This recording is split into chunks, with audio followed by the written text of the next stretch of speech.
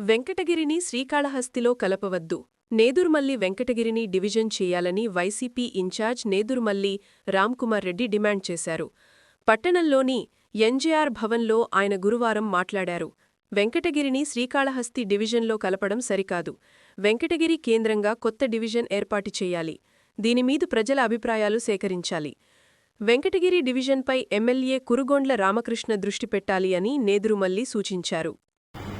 ప్రజాభిప్రాయం సేకరిస్తాము అని చెప్పడం జరిగింది. నాకు తెలిసి ఈ సేకరణ వెంకటగిరిలో జరగల. మొన్న వాకాడులో ఉన్నప్పుడు అడిగిన అక్కడ కూడా